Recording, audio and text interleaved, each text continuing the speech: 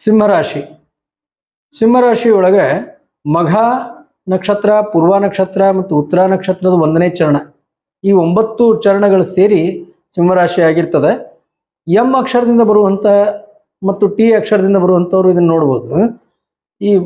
ಆದ್ರೆ ಯಾರಿಗೆ ಸರಿಯಾಗಿ ರಾಶಿ ಗೊತ್ತದ ಅದು ಸರಿಯಾಗಿ ಫಲಗಳು ಬರ್ತಾವಂತ ಹೇಳ್ಬೋದು.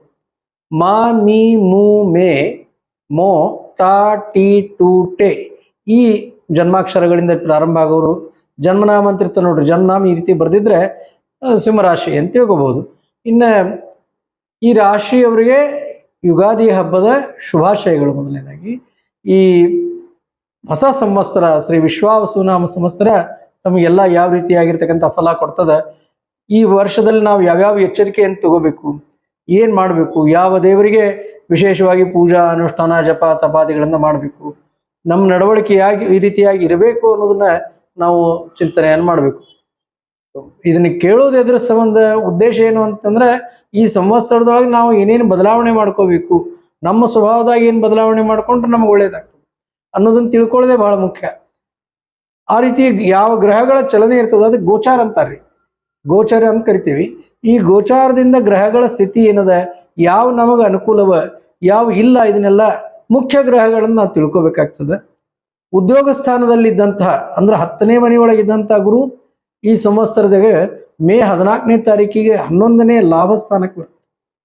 ಬಹಳ ಉತ್ತಮ ಸ್ಥಾನಕ್ಕೆ ಬೃಹಸ್ಪತಿ ಬರ್ತಾ ಇದ್ದಾರೆ. ಇಂಥ ಅದ್ಭುತವಾಗಿರ್ತಕ್ಕಂಥ ವಿಶಿಷ್ಟವಾಗಿರ್ತಕ್ಕಂಥ ಯೋಗ ಈ ಸಿಂಹರಾಶಿಯವರಿಗೆ ಅದ. ಹರಿರುಷ್ಟೋ ಗುರುತ್ರಾತ ಅಂತ ಹೇಳ್ತಾರೆ ನೋಡ್ರಿ. ದೇವರೇ ಸಿಟ್ಟಾದ್ರೂ ಸಹಿತ ಗುರುಗಳು ಕಾಪಾಡ್ತಾರಂತ. ಅಂಥ ಒಂದು ಸ್ಥಾನದೊಳಗೆ ಗುರು ತಮ್ಮ ರಾಶಿಗೆ ಮೇ ತಿಂಗಳಿನಾಗ ಬಂದ್ಬಿಡ್ತಾರೆ. ಬಂದ್ರಂದ್ರೆ 3 ರಾಶಿ ಪ್ರವೇಶದ ಇದ್ರೂ ಸಹಿತ ನಿಮಗೆ ಅದೇ ರೀತಿಯಾಗಿರ್ತಕ್ಕಂಥ ಒಳ್ಳೆ ಫಲಗಳನ್ನು ನಿಮಗೆ ಕೊಡ್ತಾ ಇದ್ದಾರೆ. ಗುರುಗಳು ಯಾವಾಗಲೂ ನಿಮ್ಮ ಜೊತೆಗೆ ನಿಮ್ಮ ಬೆಂಬಲಕ್ಕೆ ನಿಂತಿರ್ತಾರೆ. ಗುರು ಅಂತ ಹೇಳಿದ್ರೆ ಗುರು ಸ್ಥಾನದಾಗಿರೋರು ಅಂದ್ರೆ ನಿಮ್ಮ ಹಿರಿಯಣ್ಣ ಆಗಿರ್ಬೋದು, ಸೋದರ ಮಾವ, ಹಿರಿಯಣ್ಣ, ಅಜ್ಜ, ಇವರೆಲ್ಲ ಗುರು ಸ್ಥಾನದಾಗಿರ್ತಕ್ಕಂಥವ್ರು. ಯಾರ್ಯಾರು ನಿಮಗೆ ಹಿತ ಬಯಸ್ತಾರೋ ಅವರೆಲ್ಲ ಗುರುಸ್ಥಾನದಾಗ ಅಂದ್ರೆ ಹಿರಿಯರಾಗಿದ್ದು ನಿಮ್ಮ ಹಿತ ಬಯಸುವಂಥವ್ರು, ಹಿತ ಕಾಪಾಡುವಂಥವ್ರು, ನಿಮ್ಮ ಹಿತಕ್ಕಾಗಿ ಬಡದಾಡುವಂಥವ್ರು, ಜೊತೆಗೆ ಬಂದು ನಿಲ್ಲುವಂಥವ್ರು, ಅವರೆಲ್ಲ ಗುರುಸ್ಥಾನದಾಗಿರ್ತಾರೆ. ಗುರುಗಳು ಯಾವಾಗಲೂ ಸ್ವತಃ ಬಂದು ನಿಂತು ಬಿಡ್ತಾರಂತ್ರಿ. ಈಗ ಏನು ನಡೆದ ಅಂದ್ರೆ ಈಗಿನ ಕಾಲ ಹೆಂಗದ ಅಂದ್ರೆ ನಿಮ್ಮನ್ನು ಬಹಳ ಅಪೇಕ್ಷೆ ಪಡ್ತಾರೆ. ಅದನ್ನ ತಿಳ್ಕೊಳ್ಳೋದು ಹೆಂಗಂದ್ರೆ ಫೇಸ್ಬುಕ್ನಾಗ ಲೈಕ್ ಕೊಡು.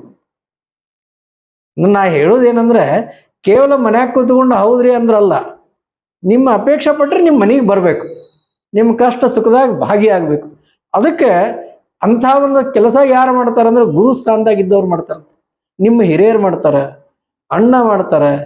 ಅದೇ ಈ ರೀತಿಯಾಗಿರ್ತಕ್ಕಂಥವ್ರು ನಿಮ್ಮ ಬಾಸ್ ಗುರುಸ್ಥಾನದಾಗ ನೋಡ್ಬೇಕಂತವ್ರನ್ನ. ಡ್ಯೂಟಿ ಒಳಗಿದ್ದಾಗ ಬರೀ ಅಧಿಕಾರಿ ಅಂತಲ್ಲ, ಅಧಿಕಾರಿ ಇದ್ದಂಥವ್ರು ಸಹಿತ ಅವರು ಎಷ್ಟೋ ವಿಷಯಗಳನ್ನು ಕಲಿಸ್ಕೊಡ್ತಾರ. ಆದ್ರಿಂದ ಅವ್ರು ಗುರುಸ್ಥಾನದಾಗಿರ್ತಾರೆ. ಆದ್ರಿಂದ ಇಂಥ ಫಲಗಳನ್ನು, ಒಳ್ಳೆ ಫಲಗಳನ್ನು ತಮಗೆ ಬರ್ತಾ ಇವೆ. ನಿಮ್ಮ ಪರವಾಗಿ ಅನೇಕ ಜನ ಇಂಥ ಹಿರಿಯರೇನದ ನಿಮಗೆ ಒಳ್ಳೆಯದನ್ನು ಮಾಡುವುದಕ್ಕಾಗಿ ಪ್ರಯತ್ನ ಪಡ್ತಾರೆ. ನೋಡ್ರಿ, ಒಂದೊಂದು ಮಹತ್ವದ ಕೆಲಸ ಆಗಬೇಕಾದ್ರೆ ಕೆಲವರು ಜನರ ಸಹಾಯ ಬೇಕಾಗ್ತದೆ. ಆ ಸಹಾಯ ತಾನಾಗಿನೇ ನಿಮ್ಗೆ ಒದಗಿ ಬರ್ತದೆ. ವಿಜ್ಞಾನಿಗಳು, ವೈದ್ಯರು, ಶಿಕ್ಷಕರು, ತಂತ್ರಜ್ಞಾನದಾಗಿರುವಂಥವ್ರು ಅಂದ್ರೆ ಈ ಕ್ಷೇತ್ರದಾಗಿನವರು, ವಿಶೇಷವಾಗಿ ವೈದ್ಯರಿಗೆ ಅದೆಲ್ಲ ಈ ಸರ್ತಿ ಬಹಳ ಒಳ್ಳೆಯ ಸಾಧನೆ ಆಗ್ತದೆ. ಈ ಸಾಧನೆಯಿಂದ ಒಳ್ಳೆ ಗೌರವಗಳು ಬರ್ತಾವೆ. ಆಯಾ ಫೀಲ್ಡ್ನಾಗ ಕೆಲಸ ಮಾಡೋದು ಅಲ್ಲೆಲ್ಲೇ ಗೌರವಗಳು ಪ್ರಾಪ್ತಿ ಆಗ್ತಿರ್ತಾವೆ. ಇನ್ನು ನಾವು ಸಾಮಾನ್ಯ ಕೆಲಸ ಅಂದ್ರೆ ಒಂದು ಒಳ್ಳೆ ನೌಕರಿ ಒಳಗಿದ್ದೀವಿ, ಯಾವುದೋ ಸಂಸ್ಥೆ ನೌಕರಿ ಒಳಗಿದ್ದೀವಿ, ಯಾವುದೋ ಸರ್ಕಾರಿ ನೌಕರಿ ಒಳಗಿದ್ದೀವಿ, ಅಲ್ಲಿ ಇದ್ದಂಥ ಸ್ಥಳದಲ್ಲೇ ನಿಮಗೆ ಒಳ್ಳೆಯ ಗೌರವ ಇರ್ತದೆ. ಅಂತ ಕಷ್ಟ ಬಂದಾಗ ನಿಮ್ಮ ಜೊತೆಗೆ ನಿಮ್ಮ ಮ್ಯಾನೇಜ್ಮೆಂಟ್ ಇರ್ತದೆ ಅಂತ ಹೇಳ್ಬೇಕು. ಅಂದ್ರೆ ನಾ ಹೇಳೋದು ಗುರು ಏಕಾದಶ ಸ್ಥಾನದಾಗಿದ್ದಾಗ ಬರುವಂಥ ಫಲಗಳಿವು. ಆದರೆ ಈ ಸಂವತ್ಸರದಿಂದ ನಿಮಗೆ ಅಷ್ಟಮ ಶನಿ, ಮೊನ್ನೆ ಯುಗಾದಿ ಅಮಾವಾಸ್ಯದಿಂದ ಕೇವಲ 2 ದಿವಸದಿಂದ ಇಂಥ ಒಂದು ಯೋಗ ಆಯಿತು. ಶನಿದೇವರು ಬದಲಾವಣೆ ಆಗಿದ್ದರಿಂದ ನಿಮಗೆ ಶನಿ ಅಷ್ಟಮ ಶನಿ ದೋಷ ಬರ್ತದೆ. ಅಷ್ಟಮ ಶನಿ ದೋಷ ಅಂತಂದ್ರೆ ಮೊದಲು ನೀವು ಸಿಂಹರಾಶಿಯವರಿಗೆ ಸ್ವಲ್ಪ ಸಿಟ್ಟು ಸ್ವಭಾವ ಜಾಸ್ತಿ ಅಂತ್ರಿ, ಕ್ಷತ್ರಿಯ ಸ್ವಭಾವ. ಎಲ್ಲವೂ ನನ್ನಂಗೆ ಆಗಲಿ ಅನ್ನುವಂಥ ತಮ್ಮ ಮೂಗಿನ ನೇರಕ್ಕೆ ಕೆಲಸ ಮಾಡುವಂಥದ್ದು ಒಂದು ಸ್ವಭಾವ ಇರ್ತದೆ. ಆದ್ರೆ ಸಿಂಹರಾಶಿಯವ್ರಿಗೆ ಇಂಥ ಸಂದರ್ಭದಾಗ ಏನಾಗ್ತದೆ, ಶನಿ ದುಷ್ಟ ಸ್ಥಾನದಾಗ ಬಂದಾಗ ಚಲೋ ಫಲ ಕೊಡ್ತಾನಂತ ಹೇಳ್ತೀವಿ, ಹಂಗೇನೆ ಎಲ್ಲ ಕೆಟ್ಟ ಫಲಾನೇ ಬರ್ತದಂತಲ್ಲ. ಸ್ವಭಾವದಾಗ ಏನಿರ್ತದ ಸಮಸ್ಯೆ ಅಂತಂದ್ರೆ, ಎಲ್ಲಿ ಸಿಟ್ಟು ಮಾಡ್ಬೇಕು ಅಲ್ಲಿ ಮಾಡಂಗೇ ಇಲ್ಲ, ಎಲ್ಲಿ ಮಾಡಬಾರ್ದು ಅಲ್ಲಿ ಅನಾವಶ್ಯಕ ಸಿಟ್ಟು ಮಾಡ್ತಿರ್ತಾರೆ. ಕೆಲವೊಂದು ಸಂದರ್ಭದಾಗ ಸಿಟ್ಟು ಮಾಡಿದ್ರೆ ಮಾತ್ರ ಕೆಲಸ ಆಗ್ತಿರ್ತಾವ, ಅಲ್ಲಿ ಮಾಡಬೇಕು. ಕೆಲವೊಂದು ಸಂದರ್ಭದಾಗ ಸಿಟ್ಟಿನ ಅವಶ್ಯಕತೆ ಇರುವುದೇ ಇಲ್ಲ, ಅಲ್ಲಿ ಸಿಟ್ಟು ಮಾಡೋದು. ಇಂಥ ಸ್ವಭಾವಗಳಿಂದ ಸಮಸ್ಯೆಗಳಾಗ್ತಿರ್ತಾವ.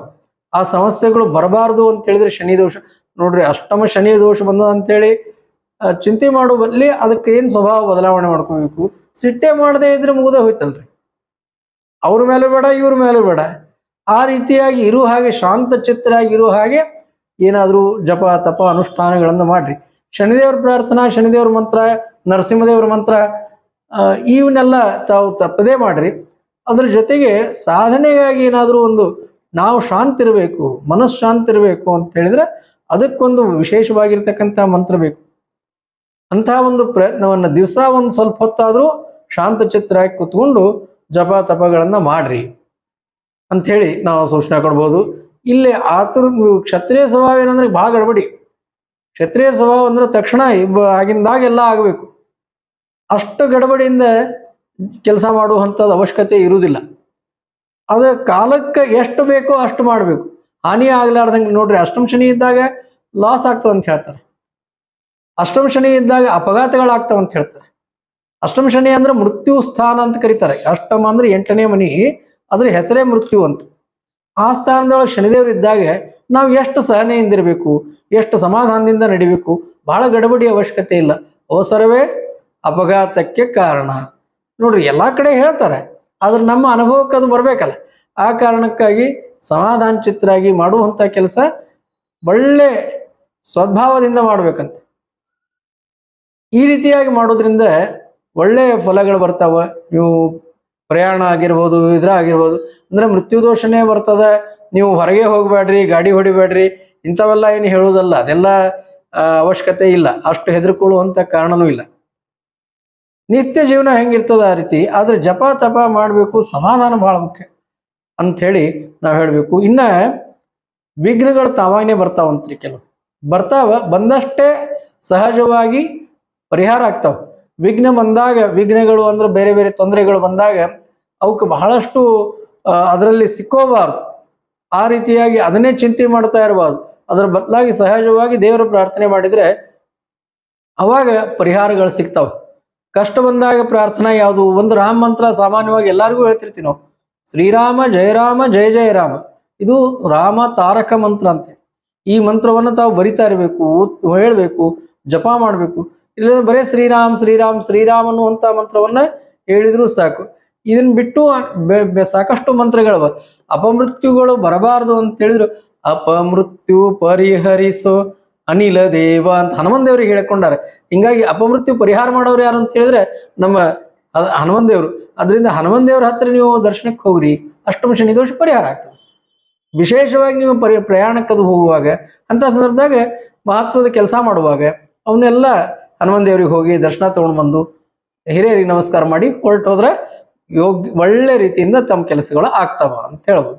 ಇನ್ನು ಈ ಅಷ್ಟಮ ಶನಿ ದೋಷ ಇದ್ದಾಗ ಸ್ಥಾನ ಬದಲಾವಣೆ ಆಗ್ತಂತೆ, ಟ್ರಾನ್ಸ್ಫರ್ಸ್ ಆಗ್ಬೋದು, ಒಂದೇ ಸಂಸ್ಥೆದಾಗಿದ್ರು ಸಹಿತ ಜಾಗ ಬದಲಾವಣೆ ಆಗ್ಬೋದು, ಮನೆ ಬದಲಾವಣೆ ಆಗ್ಬೋದು, ಹೆಣ್ಮಕ್ಳಿಗೆ ಹೆಣ್ಣು ಹುಡುಗರಿಗೆ ಮದುವೆ ಆಗ್ಬೋದು, ಸ್ಥಾನ ಬದಲಾವಣೆ ಅಲ್ಲ.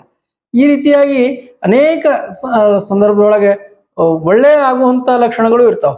ಒಳ್ಳೇದು ಆಗಬೇಕಂದ್ರೆ ಏನ್ ಮಾಡ್ಬೇಕು? ದೇವರ ಸ್ಮರಣೆ ಯಾವಾಗ್ಲೂ ಇರಬೇಕು.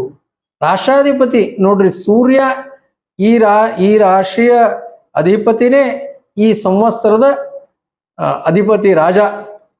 ಹಿಂಗಾಗಿ ನೀವು ರಾಜರಾಗೇ ಮೆರಿತೀರಿ, ನಿಮಗೆ ಏನೂ ಕಡಿಮೆ ಆಗುದಿಲ್ಲ.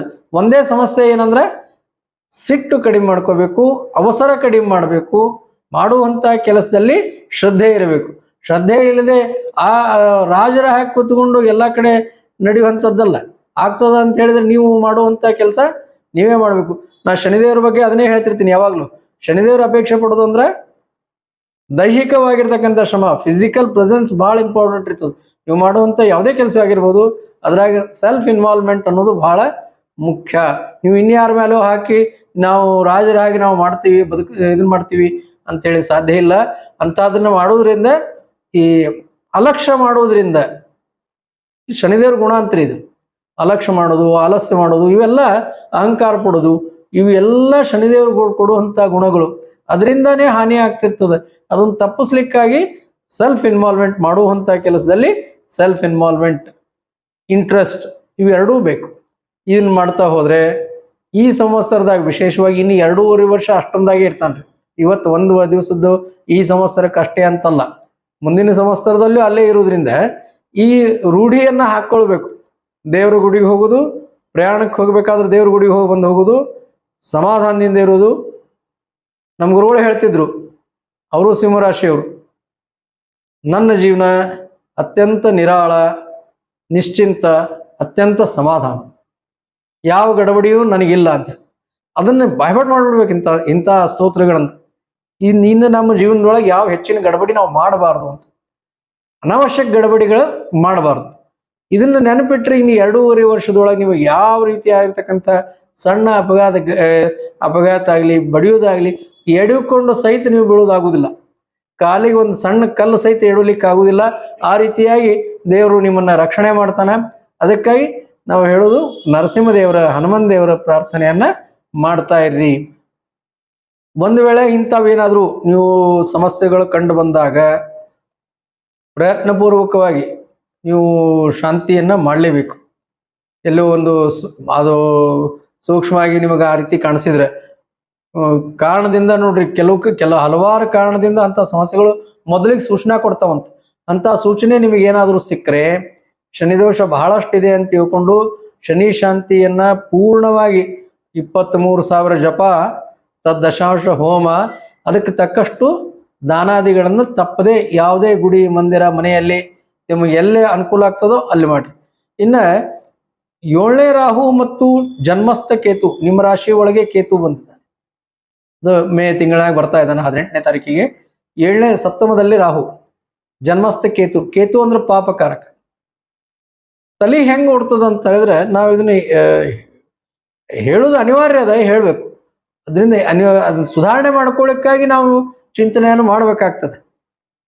ಕೇತುಗೆ ಒಂದು ಕೆಟ್ಟ ಹೆಸರದ್ರಿ, ಏನಂದ್ರೆ ಚಿತ್ರವರ್ಣ ಆತಂದು, ವಿಚಿತ್ರ ಕಲ್ಪನೆಗಳನ್ನು ಕೊಡ್ತಾನಂತ. ಪಾಪಕಾರಕ ಗ್ರಹ, ತಪ್ಪು ಕೆಲಸಗಳನ್ನ ಮಾಡಿಸ್ತಾನ. ನೆಗೆಟಿವ್ ಆಲೋಚನೆಗಳು ಜಾಸ್ತಿ ಬರ್ತಾವ. ನೆಗೆಟಿವ್ ಆಲೋಚನೆ ಅಂದ್ರೇನು? ಇಲ್ಲ ಅಂದ್ರೆ ಯಾರನ್ನಾದ್ರೂ ಕೇಳಿಸಿಕೊಳ್ಳೋದು ಸರಳ ಮಾರ್ಗ, ಬೇಡಿಸಿಕೊಳ್ಳೋದು ಸರಳವಾಗಿರ್ತಕ್ಕಂಥ ಮಾರ್ಗ, ಹೆದರಿಸಿಕೊಳ್ಳೋದು ಇದು ತಪ್ಪು ಮಾರ್ಗ ಆಗ್ತದೆ. ಈ ಕೇತು ಅಂತಹ ಗುಣಗಳನ್ನು ಕೊಡ್ತಾನಂತ. ಸಿಂಹರಾಶಿ ಕ್ಷತ್ರಿಯ, 2ನೇದು ಕೇತು ಅಲ್ಲಿದ್ದಾನೆ. ಹೊಡೆದು ಬಡದು ಹೆದರಿಸಿ ಮಾಡಿ ಏನಾದ್ರೂ ಪಡಿಬೇಕು ಅನ್ನುವಂಥ ಪ್ರಯತ್ನಗಳು ಮಾಡುವಂತ ಸಾಧ್ಯತೆ ಇರ್ತದೆ. ಇದರಿಂದ ದೊಡ್ಡ ಅಪಾಯ ನಿಮಗೆ ಬರ್ತದೆ. ಅದು ಆಗ್ಲಾರ್ದಂಗೆ ನೋಡ್ಕೊಳ್ರಿ. ಅಂದ್ರೆ ನಾ ಹೇಳೋದು ಕೆಟ್ಟ ಕೆಲಸ ಮಾಡ್ತೀರಿ ಅಂತಲ್ಲ, ಕೆಟ್ಟ ಕೆಲಸ ಆಗದೆ ಇರೋ ಹಂಗೆ ನೋಡ್ಕೊಳ್ರಿ ಅಂತ. ಯಾರ್ಯಾರ ಅಂತ ಗುಣಗಳಿರ್ತಾವ ಅವ್ರು ಮಾಡ್ತಾ ಇರ್ತಾರೆ. ಆದ್ರೂ ಸದ್ಬುದ್ಧಿ ಇದ್ದವರು ಸಹಿತ ಅಂತ ಭಾವನೆಗಳು ಬರ್ತಾವ. ಅವ್ರಿಗೆ ಹೆದರಿಸುವಂತ ಪ್ರಯತ್ನ ಮಾಡೋದು. ತಮ್ದೇನೋ ಒಂದು ಸಣ್ಣ ಕೆಲಸ ಆಗ್ಬೇಕು ಅಂದ್ರೆ ಅದಕ್ಕೆ ಕೇಳಿ ಮಾಡಿ ಪ್ರಯತ್ನ ಪೂರ್ವಕ ಬೇರೆ ಬೇರೆ ಮಾರ್ಗದಿಂದ ಪಡೆಯುವಂತ ಪ್ರಯತ್ನ ಅಲ್ಲ, ಅದ್ರ ಬದಲಿ ಹೆದರಿಸಿ ತಗೊಳ್ಳುವಂತ ಪ್ರಯತ್ನವನ್ನ ಮಾಡ್ತಾ ಇರ್ತಾರೆ. ಅಂಥದ್ದು ಮಾಡಬಾರ್ದು. ಸಪ್ತಮದೊಳಗೆ ರಾಹು ಇದ್ದಾಗ ಕುಟುಂಬ ವರ್ಗದಾಗ ಸ್ವಲ್ಪ ಕಿರಿಕಿರಿ ಇರ್ತದೆ. ಇದು 18 ತಿಂಗಳ ತನಕ ರಾಹು ಮತ್ತು ಕೇತು ಅಂದ್ರೆ 1.5 ವರ್ಷ ರಾಹು ಮತ್ತು ಕೇತು ಇದೇ ಸ್ಥಾನದಾಗಿರ್ತಾರೆ. ಆಮೇಲೆ 2.5 ವರ್ಷ ಶನಿದೇವರು ಅಷ್ಟೊಂದಾಗಿರ್ತಾರೆ. ಇವು ಬಹಳ ಸೂಕ್ಷ್ಮ ಆಗಿದ್ರಿಂದ ನೀವು ಇದನ್ನ ಎಚ್ಚರಿಕೆಯಿಂದ ನಿಮ್ಮ ನಡೆಯನ್ನ ಸುಧಾರಣೆ ಮಾಡ್ಕೊಳ್ಳೇಬೇಕು. ಈ ರೀತಿ ಆಗದೆ ಇರುವ ಹಾಗೆ ನೋಡ್ಕೊಳ್ಬೇಕು. ಸಿಟ್ಟು ಮಾಡುವಂಥದ್ದು, ಹೆದರಿಸುವಂಥದ್ದು, ಚಿತ್ರವರ್ಣ ಅಂತಂದ್ರೆ ವಿಚಿತ್ರ ಕಲ್ಪನೆಗಳನ್ನು ಕೊಡ್ತಾವಂತ. ಈಗ ನೋಡ್ರಿ, ಕೆಲವರು ಇದು ಸಾಮಾನ್ಯ ಜನರೊಳಗೆ ನಡೀತಾ ಇರ್ತದೆ. ಏನಂತ ಹೇಳಿದ್ರೆ ಈ ದುಡ್ಡಿಗಾಗಿ ಬೇರೆ ಬೇರೆ ಬೇರೆ ಬೇರೆ ಜೂಜಾಡೋದು ಮಾಡೋದು ಇದನ್ನೆಲ್ಲ ಮಾಡ್ತಾರೆ. ಎಲ್ಲೆಲ್ಲೂ ಹೋಗಿ ದುಡ್ಡು ಹಾಕಿ ಹಾಳು ಮಾಡ್ಕೊಂಡ್ಬಿಡ್ತಾರೆ. ಇದಕ್ಕೆ ಚಿತ್ರವರ್ಣ ಕಾರಣ, ಅತಿಯಾದ ರಂಜನೆ ಕಾರಣ, ಅತಿಯಾದ ವೈಭವದ ಜೀವನ ಮಾಡಬೇಕು ಅನ್ನುವಂಥ ಆಶೆಯಿಂದ ಎಲ್ಲೆಲ್ಲೋ ಹೋಗಿ ಪಾಪ ಎಲ್ಲೆಲ್ಲಿದೋ ತಗೊಂಡು ಬಂದಂಥದ್ದು ಇನ್ನೆಲ್ಲೋ ಹಾಕಿ ಅದನ್ನೆಲ್ಲ ಹಾಳು ಮಾಡಿಬಿಡುದು. ಈ ರೀತಿಯಾಗಿರ್ತಕ್ಕಂಥದ್ದು ಆಗ್ತದಂತ ಹೇಳ್ತಾರೆ. ಈ ಮಸ್ತಕ ಅಂತ ಕರೀತಾರೆ. ಲಗ್ನ ಅಂತ ಹೇಳಿದ್ರೆ ಏನರ್ಥ? ಮಸ್ತಕ. ಒಂದನೇ ಕೇತು ಅಂದ್ರೆ ಸಿಂಹರಾಶಿ ಒಳಗೆ ಕೇತು, ಅದಕ್ಕೆ ಮಸ್ತಕ ಅಂತ ಕರಿತೀವಿ. ಈ ಮಸ್ತಕದ ಒಳಗೆ ನಮಗೆ ವಿಚಿತ್ರ ಕಲ್ಪನೆಗಳಿದ್ರೆ ಅದು ಏನೇನ್ ಮಾಡಿಸ್ಲಿಕ್ಕೆ ಸಾಧ್ಯ. ಅದಕ್ಕಾಗಿ ಕೇತು ಶಾಂತಿಯನ್ನ ಮಾಡ್ರಿ. ವೈಭವದ ಆಭರಣಗಳನ್ನ ಬೇಡ, ವೈಭವದ ಏನು ವಸ್ತುಗಳು ಬೇಡ. ಈ ಕಾರು ಗೀರು ತಗೊಳ್ರಿ, ಬೇಡ ಅಂತಲ್ಲ. ನಾವು ಹೇಳೋದೇನಂದ್ರೆ ಅತಿ ವೈಭವದ ಇರ್ತಕ್ಕಂಥ ವಸ್ತುಗಳ ಖರೀದಿ, ಅದರಿಂದ ಅಪಾಯ ಬರ್ತದ ಅಂತ ಹೇಳಿ ನಾವು ಹೇಳ್ಬೋದು. ಅದರಿಂದ ಇಂಥ ಕೆಲಸಗಳನ್ನ ಮಾಡ್ತಾ ಇರಬೇಕಾದ್ರೆ ಸ್ವಲ್ಪ ಸೂಕ್ಷ್ಮವಾಗಿ ವಿಚಾರ ಮಾಡ್ರಿ. ಪ್ರೀತಿ ವಿಶ್ವಾಸದ ಬಲದಿಂದ ಮಾತ್ರ ನಿಮ್ಮ ಮೇಲಿನವ್ರನ್ನ, ನಿಮ್ಗೆ ಎಲ್ಲೆಲ್ಲಿ ಕೆಲಸ ಆಗ್ಬೇಕು ಅವರನ್ನ ಪ್ರೀತಿ ವಿಶ್ವಾಸದಿಂದ ಗಳಿಸ್ಲಿಕ್ಕೆ ಸಾಧ್ಯ ಅದ. ಹೆದರಿಸಿ ಬೆದರಿಸಿ ಅಲ್ಲ. ಇದನ್ನ ತಿಳ್ಕೋಬೇಕು. ಮೃದು ಧೋರಣೆಯಿಂದ ಹೋದ್ರೆ ನಿಮ್ ಕೆಲಸ ಆಗ್ತಾವ. ನೀವು ತಗ್ಗಿ ಬಗ್ಗೆ ನಡೆಯೋದಂತಾರಲ್ರಿ, ಕ್ಷತ್ರಿಯ ಸ್ವಭಾವದ, ಆದ್ರೆ ಈ ಗುಣ ನೀವು ರೂಢಿ ಮಾಡ್ಕೊಳ್ಬೇಕಾಗ್ತದ. ಒಬ್ರು ಹೇಳಿದ್ರು, ನಾವು ಅರ್ಜಿನೇ ಬರೆಯಂಗಿಲ್ಲ ಅಂದ್ರೆ ಯಾವ ಆಫೀಸ್ನಾಗ ಕೆಲಸ ಆಗ್ತದೆ? ಅದು ಸಿಸ್ಟಮ್ ಅದ. ನಾ ಯಾರಿಗೂ ರಿಕ್ವೆಸ್ಟ್ ಮಾಡಂಗಿಲ್ಲ. ರಿಕ್ವೆಸ್ಟ್ ಮಾಡಬೇಕು. ನೀವು ಆಫೀಸಿಂದ ಯಾವುದೇ ಒಂದು ಗೌರ್ಮೆಂಟ್ ಕೆಲಸ ನೀವು ಮಾಡ್ಬೇಕಾದ್ರೆ ಅಲ್ಲಿ ರಿಕ್ವೆಸ್ಟ್ ಲೆಟರ್ ಬರೀಬೇಕು. ಆದ್ರಿಂದ ಇಂಥದ್ದೇನಾದ್ರೂ ಕೆಲಸಗಳನ್ನ ಮಾಡ್ತಾ ಇರಬೇಕಾದ್ರೆ ಅಹಂಕಾರಗಳನ್ನ ತಾಳಬಾರ್ದು, ನಾನೇ ಅನ್ನುವಂಥ ಒಂದು ಭಾವನೆ ಇರಬಾರ್ದು. ಇದರಿಂದ ಒಳ್ಳೆ ಕೆಲಸಗಳನ್ನು ಮಾಡ್ಲಿಕ್ಕೆ ಸಾಧ್ಯದ. ನಿಮ್ಮ ಇಷ್ಟೆಲ್ಲ ಆದ್ರೂ ನಿಮ್ಮ ಬಂಧು ವರ್ಗ, ನಿಮ್ಮ ಬಳಗ ನಿಮ್ಮನ್ನೆಲ್ಲ ಬಹಳ ಪ್ರೀತಿಯಿಂದ ನೋಡ್ಕೊಳ್ತಾರ. ಆಸ್ತಿ ಖರೀದಿ ಮಾಡ್ಲಿಕ್ಕೆ ಸಾಧ್ಯ ಆಗ್ತದ. ನೋಡ್ರಿ, ಅಷ್ಟಮದಾಗ ಶನಿದೇವರು ಬಂದಾಗ ತೊಂದರೆಗಳು ಇರ್ತಾವಂತ ಹೇಳ್ತಾರೆ. ಆದ್ರೂ ಈ ಒಂದು ಆಸ್ತಿ ತೆಗೆದ್ರೆ ಇನ್ನೊಂದು ಆಸ್ತಿ ಬರುವಂತ ಸಾಧ್ಯತೆಗಳು ಜಾಸ್ತಿ ಇರ್ತಾವ. ಅಂಥದ್ದು ಅದಕ್ಕೆ ಅಂಥವು ಯಾವರೇ ಅವಕಾಶ ಇದ್ರೆ ಅದನ್ನ ಕಳ್ಕೊಬೇಡ್ರಿ. ಅದನ್ನ ಆಸ್ತಿ ಮಾರಾಟ ಮಾಡಿದ್ರೆ ಮತ್ತೊಂದು ಪರ್ಯಾಯ ಆಗಿರ್ತಕ್ಕಂಥ, ಅದಕ್ಕಿಂತ ಒಳ್ಳೆಯದಾಗಿರ್ತಕ್ಕಂಥ ಆಸ್ತಿಯನ್ನು ಖರೀದಿ ಮಾಡ್ರಿ. ಇನ್ನೂ ಕೆಲವು ಜನ ಹೆಂಗಿದಾರಂದ್ರೆ ಬಹಳಷ್ಟು ಅವರು ಕೆಲಸ ಮಾಡ್ತಾ ಇರ್ತಾರೆ. ಶನಿದೇವ್ರ ಗುಣನೇ ಅದು, ಕೆಲಸ ತಗೊಳ್ಳುವಂಥದ್ದು. ಅವ್ರು ಏನ್ ಮಾಡ್ತಾರೆ ಅಂತಂದ್ರೆ ಅತಿಯಾಗಿ ಕೆಲಸ ಮಾಡೋದು. ಇತ್ತೀಚೆಗೆ ಬಹಳಷ್ಟು ಚರ್ಚೆ 70 hours 90 hours ಎಲ್ಲ ಇದನ್ನ ಮಾಡೋದು ರೂಢಿನೇ ಹಾಕೊಂಡ್ಬಿಟ್ಟಾರೆ ಕೆಲವು. ನಿಮ್ಮ ಯೋಗ್ಯತೆಗೆ ಮೀರಿ ದೇಹಕ್ಕೆ ಎಷ್ಟು ಶ್ರಮ ಬೇಕು ಅಷ್ಟು ಮಾತ್ರ ಮಾಡ್ರಿ. 24 ತಾಸು ಕೆಲಸ ಮಾಡ್ತೀನಿ ಅನ್ನೋದೇನದಲ್ಲ, ಅದರಿಂದ ದೇಹ ಶ್ರಮ ಆಗ್ತದ, ಅದರಿಂದ ಆರೋಗ್ಯ ಹಾನಿ ಆಗ್ತದೆ. ಎಷ್ಟು ನಿಮ್ಮ ಆರೋಗ್ಯಕ್ಕೆ ಒಳ್ಳೇದದನೋ ಅಷ್ಟು ಮಾತ್ರ ಕೆಲಸ ಮಾಡ್ರಿ, ಅವಸರ ಬೇಡ ಅಂತ ಹೇಳಿ ಹೇಳ್ತಾ, ಇಂಥ ಸಿಂಹರಾಶಿಯ ವಿದ್ಯಾರ್ಥಿಗಳು, ಇವರಿಗೆ ಮಕ್ಕಳು, ವಿದ್ಯಾರ್ಥಿಗಳು, ಹಿರಿಯರು ಯಾರ್ಯಾರು ಇದ್ದೀರಿ, ನಿಮಗೆ ಅಷ್ಟಮ ಶನಿ ಬಂದದ ಅಂತೇಳಿ ಒಮ್ಮಲಿಗೆ ಏನು ಆಗುದಿಲ್ಲ. ಮಕ್ಕಳಿಗೆ ಒಂದ್ ಸ್ವಲ್ಪ ಭಯ ಹುಟ್ಟಬಹುದು. ಕೆಲಸದೊಳಗ, ಅಭ್ಯಾಸದಾಗ, ಇದ್ರಾಗ ಸಣ್ಣ ಕೂಸುಗಳು ಇದ್ರೆ ಹೆದರಿ ಕೊಡುವಂಥದ್ದು, ರಾತ್ರಿ ಎಚ್ಚರು ಕೊಡುವಂಥದ್ದು, ಬಡಬಡಿಸುವಂಥದ್ದು, ಇಂಥವೆಲ್ಲ ನಡೀತಾ ಇರ್ತದ. ಅದಕ್ಕೆ ಸೂಕ್ತ ಪರಿಹಾರ ಅಂತಂದ್ರೆ ಹನುಮನ್ ದೇವರ ಅಂಗಾರ ಹಚ್ಚಿದ್ರೆ ಸಾಕು. ಇಷ್ಟು ಮಾಡ್ರಿ, ನಿಮಗೆಲ್ಲ ಒಳ್ಳೇದಾಗ್ತದೆ. ವಿದ್ಯಾರ್ಥಿಗಳು ಒಳ್ಳೆ ಫಲಗಳನ್ನು ಪಡಿತಾರೆ. ಏಕಾದಶ ಭಾವದಾಗ ಇದನ್ನ ಮರಿಬಾರ್ದು. ಈ 11ನೇ ಮನೆಯೊಳಗೆ ನೀವು ಮಾಡುವಂತ ಪ್ರತಿ ಸಂದರ್ಭದಾಗೂ ದೇವರು, ಗುರುಗಳು ಬಂದು ನಿಮ್ಮನ್ನು ರಕ್ಷಣೆ ಮಾಡ್ತಾರ ಅನ್ನೋದನ್ನ ತಾವು ಮರಿಬೇಡ್ರಿ ಅಂತ ಹೇಳ್ತಾ ರಾಶಿ ಫಲವನ್ನ ಮುಕ್ತಾಯ ಮಾಡ್ತಿದ್ದೀನಿ. ಹರೇ ನಮಃ. ಶ್ರೀ ಕೃಷ್ಣಾರ್ಪಣಮಸ್ತು.